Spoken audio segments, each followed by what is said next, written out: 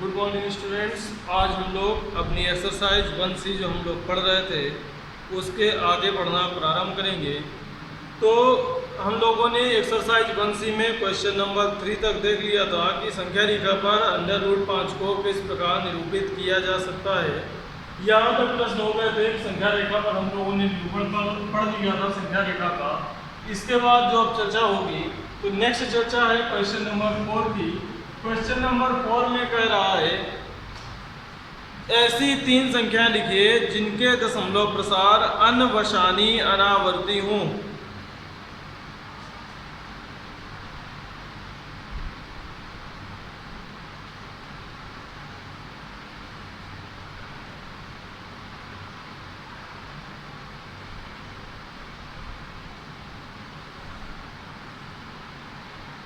तो ऐसी 3 संख्याएं लिखनी है जिनके जो दशमलव के निरूपण है वो अनवशानी अनावर्ती हैं।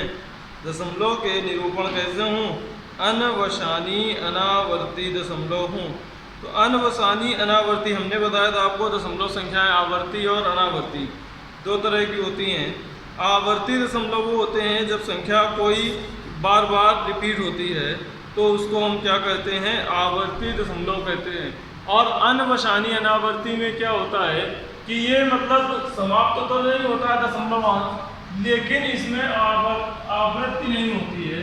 जैसे हम उदाहरण के तौर पर देख सकते हैं, जैसे हमने बताया था आपको एक संख्या 0.01 001 0001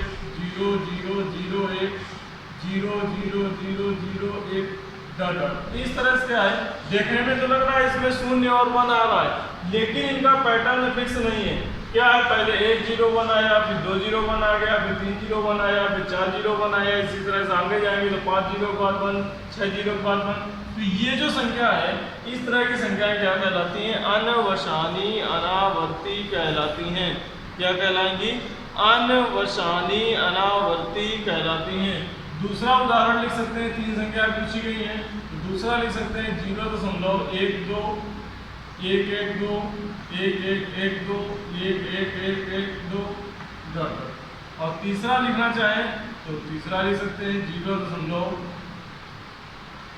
2 3 2 2 3 2 2 2 3 2 2 2 2 3 इस तरह से लिख सकते हैं। तो ऐसी कोई भी संख्या जो इस रूप में लिखी होंगी उन सबको क्या कहते हैं? अनवशानी अनावर्ती कहते हैं।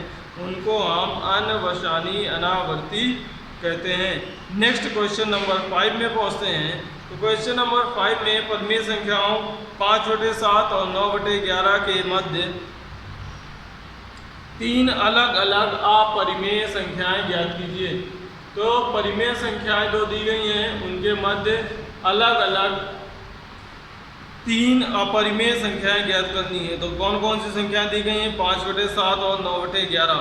तो 2 संख्याएं दी गई हैं, एक है 5/7 और दूसरी है 9/11। क्वेश्चन संख्या 5 की बात करते हैं। तो क्वेश्चन संख्या 5 में क्या कर रहा है? 2 संख्याएं दी गई हैं आपको, 5/7 और 9/11। तो 5/7 इसका मतलब कितना होता है? 7 का भाग अगर हम 5 में दें तो 0.77 49, 1 बचता है 10 आ जाएगा। 7 का भाग 1 बार जाएगा, 3 से बचेगा। फिर 7 का भाग 4 बार जाएगा, 2 से बचेगा। फिर 7 का भाग 2 बार जाएगा, 6 से बचेगा। फिर 7 का भाग 8 बार जाएगा, 4 से बचेगा। 7 का भाग 5 बार चला जाएगा। इसी तरह से लगातार भाग जाता रहेगा। तो ये जो 5/7 है वो क्या होता है? 0.714285। दूसरी संख्या दी गई है 9/11। 9/11 का मतलब कितना हो गया?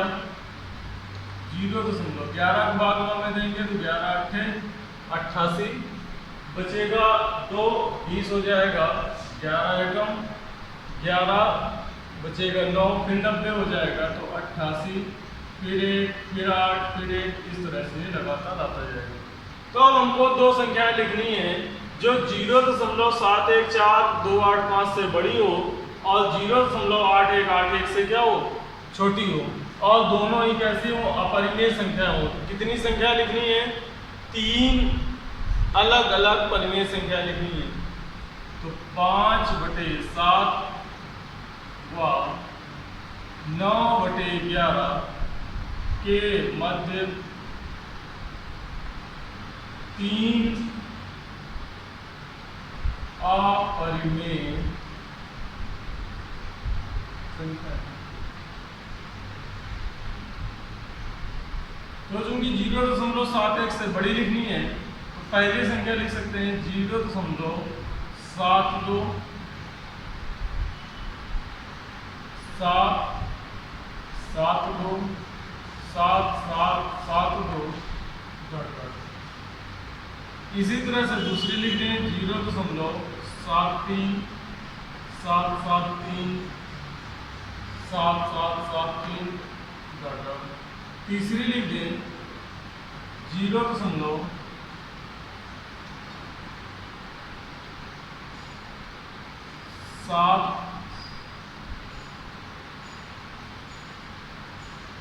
5 7 7 5 7 7 7 5। तो ये 3 हो गई अनवसानी अनावर्ती या कहें अपरिमेय संख्याएं। ये अनवसानी अनावर्ती भी हैं और अपरिमेय संख्याएं हैं जो 5/7 और 9/11 के मध्य की हैं। इसी तरह से किसी की भी संख्याएं आप लिख सकते हैं। नेक्स्ट जो अगला सवाल है, सवाल नंबर 6 पे पहुंचते हैं हम लोग। सवाल नंबर 6 कहता है बताइए कि निम्नलिखित संख्या में कौन कौन संख्याएं परिमेय और कौन कौन संख्याएं अपरिमेय हैं। तो परिमेय और अपरिमेय संख्याओं को छांटकर बताना है। तो परिमेय संख्याएं कौन सी होती हैं, वे संख्याएं जिनको p/q के रूप में लिख सकते हैं परिमेय संख्याएं कहलाती हैं। जिन संख्याओं को p/q के रूप में नहीं लिख सकते हैं अपरिमेय संख्याएं कहलाती हैं। तो परिमेय और अपरिमेय संख्याओं को देखते हुए क्वेश्चन नंबर 6 पे चलते हैं। क्वेश्चन नंबर 6 में सबसे पहली संख्या जो दी गई है वो है √23। √23। तो √23 कैसी संख्या है, अपरिमेय संख्या है। क्यों अपरिमेय है, क्योंकि √23 का वर्गमूल संभव नहीं है। 23 का वर्गमूल संभव नहीं है। ये कैसी संख्या है, अपरिमेय संख्या है। नंबर 2 सेकंड में क्या दिया गया है, √225। नेक्स्ट संख्या जो दी गई है वो है √225। √225 जो है ये हम जानते हैं वर्गमूल होता है किसका, 15 का। और 15 जब 225 का वर्गमूल है तो ये कैसी संख्या होगी, परिमेय, क्योंकि ये पूर्ण वर्ग संख्या है। 225 कैसी है, पूर्ण वर्ग संख्या है। नेक्स्ट जो तीसरा दिया है 0.3796।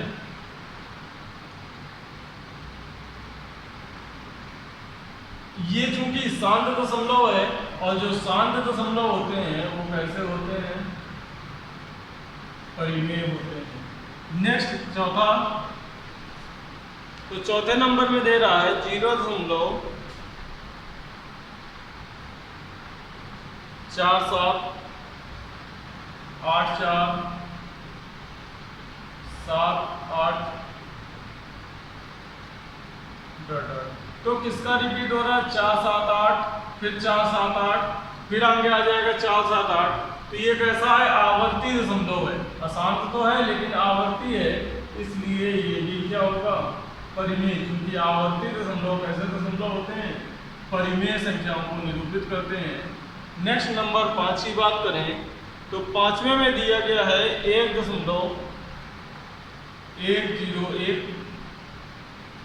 फिर 001, फिर 0001, फिर आ जाएगा 4 टाइम 01 और डॉट डॉट।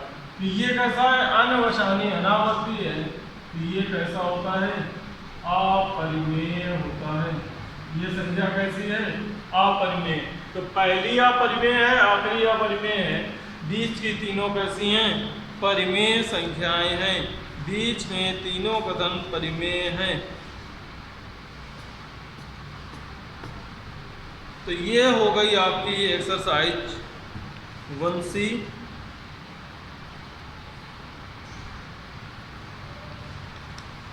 परिमेय और अपरिमेय संख्याओं के बारे में पढ़ा हमने। नेक्स्ट जो है इसके आगे अब हम लोग पढ़ेंगे 1C के बाद वास्तविक संख्याएं। अब 1C के आगे क्या पढ़ेंगे? वास्तविक संख्याएं।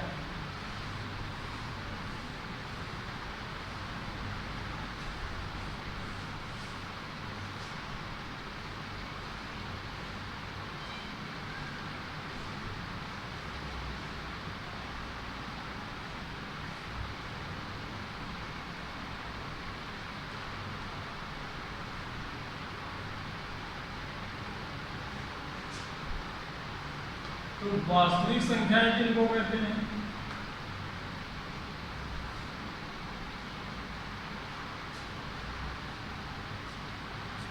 वे संख्याएं जिनका पूर्ण वर्ग धनात्मक हो वास्तविक संख्याएं कहलाती हैं।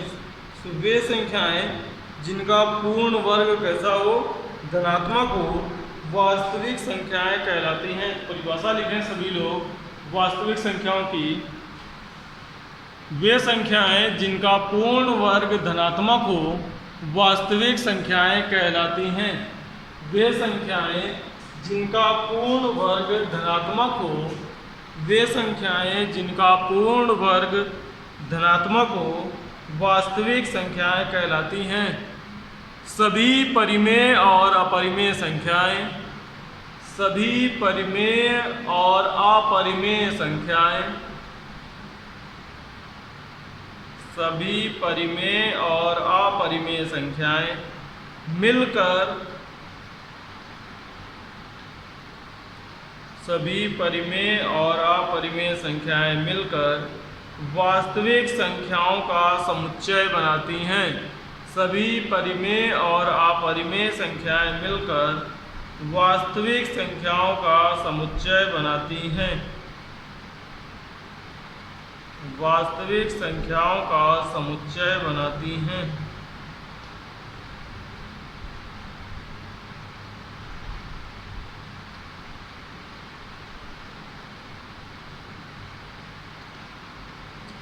तो इसका मतलब ये हो गया कि प्रत्येक वास्तविक संख्या या तो परिमेय होती है या फिर अपरिमेय होती है। तो परिमेय संख्याएं कैसी होती हैं? जो शांत दशमलव निरूपित करें या आवर्ती दशमलव निरूपित करें, वो क्या कहलाती हैं? परिमेय संख्याएं कहलाती हैं। और जो अनवसानी अनावर्ती दशमलव होते हैं वो क्या कहलाते हैं? अपरिमेय संख्याएं कहलाते हैं। या वास्तविक संख्या की बात करें तो वास्तविक संख्याएं वे संख्याएं होती हैं जिनका पूर्ण वर्ग धनात्मक होता है। जिनका पूर्ण वर्ग धनात्मक हो वे संख्याएं क्या कहलाती हैं? वास्तविक संख्याएं कहलाती हैं। अब कुछ महत्वपूर्ण कथन हैं, दो बात लिख लें। नंबर फर्स्ट में है, नोट डालकर लिख लें। पहली बात है, एक परिमेय संख्या और एक अपरिमेय संख्या, एक परिमेय संख्या और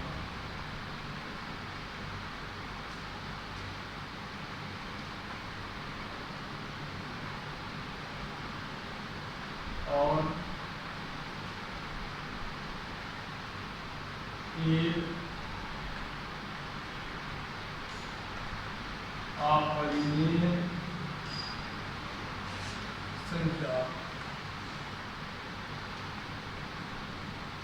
का योग या अंतर। एक परिमेय संख्या और एक अपरिमेय संख्या का योग या अंतर अपरिमेय होता है। यानी कि जोड़ हो या घटाना हो वो कैसा होगा? अपरिमेय होगा।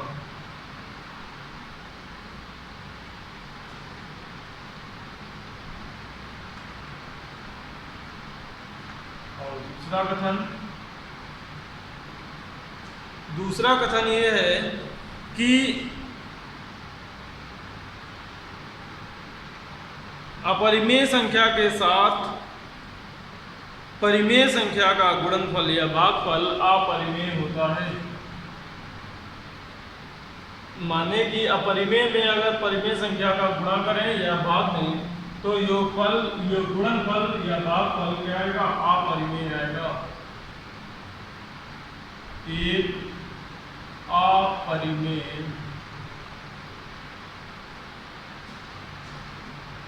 संख्या के साथ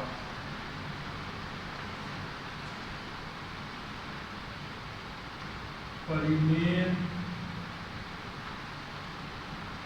संख्या का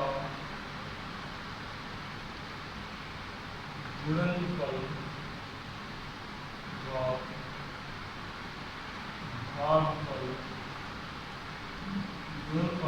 भागफल अपरिमेय होता है।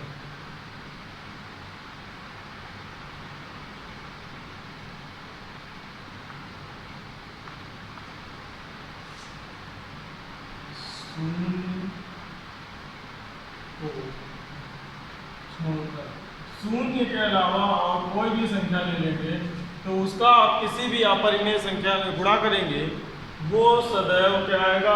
अपरिमेय आएगा। तो किसी भी परिमेय संख्या का शून्य के अतिरिक्त किसी भी परिमेय संख्या का अपरिमेय संख्या में गुणनफल या भागफल सदैव अपरिमेय होता है। ये चर्चा की आज हम लोगों ने वास्तविक संख्या के बारे में कुछ और एक्सरसाइज 1C को कंप्लीट किया। आगे एक्सरसाइज 1D को हम लोग प्रारंभ करेंगे नेक्स्ट क्लास में, और एक्सरसाइज 1D में हम लोग परिमेयकरण के बारे में सीखेंगे और ये भी ज्ञात करेंगे कि कौन सी संख्याएं परिमेय हैं और कौन सी अपरिमेय हैं।